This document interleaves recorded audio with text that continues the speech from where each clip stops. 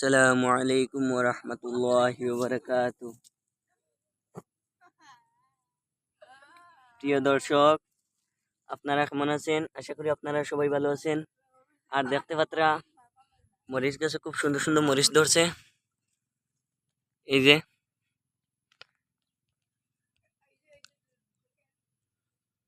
যে দেখেন।